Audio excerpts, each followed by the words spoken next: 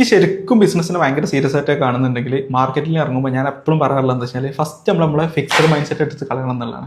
കാരണം മാർക്കറ്റിൽ ഇറങ്ങുമ്പോൾ ഞാൻ കണ്ട കുറേ ആൾക്കാരുടെ അവസ്ഥ എന്ന് പറഞ്ഞാൽ അവർക്ക് ആദ്യം ഒരു പ്ലാൻ ഉണ്ടാവും, ഞാൻ ഇന്ന സാധനമാണ് ചെയ്യാൻ പോവുക എന്ന് പറഞ്ഞിട്ടുള്ളൊരു സംഭവം ഉണ്ടാവും. പക്ഷേ ബിസിനസ്സിൽ പൊതുവിലാണെങ്കിലും മാർക്കറ്റിലാണെങ്കിലും ഒക്കെ ഈ ബിസിനസ് എന്താണ് ഡിമാൻഡ് ചെയ്യണത്, ആ കാലത്തിനനുസരിച്ചും ബിസിനസ് ഇറ്റ്സെൽഫ് എന്താണ് നമ്മളോട് ഡിമാൻഡ് ചെയ്യണത് അത് നമ്മൾ ചെയ്യാൻ തയ്യാറായിരിക്കണം. അതാണ് ബിസിനസ്സുകാരൻ്റെ ഒരു ദൗത്യം എന്ന് പറഞ്ഞു കഴിഞ്ഞാൽ തന്നെ.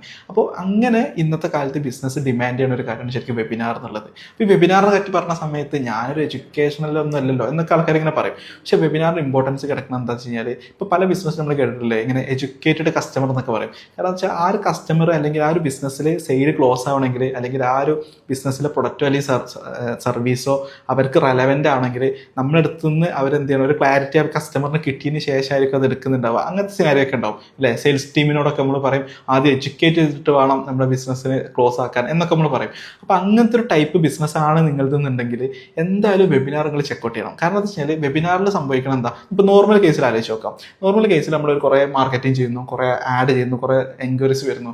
ഈ ഓരോ എൻക്വയറീസിന് ഈ സെയിൽസ് ടീം എത്രത്തോളം എഡ്യൂക്കേറ്റ് ചെയ്യാൻ പറ്റും അതിനനുസരിച്ചായിരിക്കും ആ ബിസിനസ് സക്സസ് ആവുന്നുണ്ടാവുക, അതിനനുസരിച്ചായിരിക്കും ആ സെയിൽ കൺവേർട്ട് ആവുന്നുണ്ടാവുക, ഗ്രോത്ത് ഉണ്ടാവുക. അതൊക്കെ നിർണ്ണയിക്കുന്നത് ആ ഒരു സെയിൽസ് ടീം ആ സമയത്ത് ഒരു ദിവസം 100 കോളൊക്കെ അറ്റൻഡ് ചെയ്യണ സിനാരിയോ ഒക്കെ ഉണ്ട്. അവിടെ എത്രത്തോളം എഡ്യൂക്കേറ്റ് ചെയ്യാൻ പറ്റും ഡൗട്ടാണ്. എന്നാലും വെബിനാർ ആദ്യം സെറ്റ് ചെയ്യാന്ന് വിചാരിക്കുക.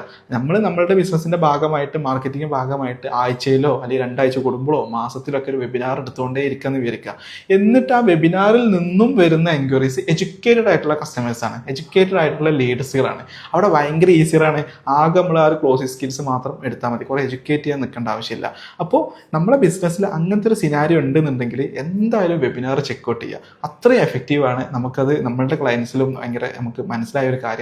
ഇപ്പോൾ ഏതൊരു ബിസിനസ്സിലാണെങ്കിലും നമ്മളെ കേസിൽ എഡ്യൂക്കേറ്റഡ് കസ്റ്റമർ എന്നുള്ള ടേം നമ്മൾ എവിടെയെങ്കിലും യൂസ് ചെയ്യുന്നുണ്ടെങ്കിൽ വെബിനാർ എന്തായാലും ചെക്കൗട്ട് ചെയ്യാം.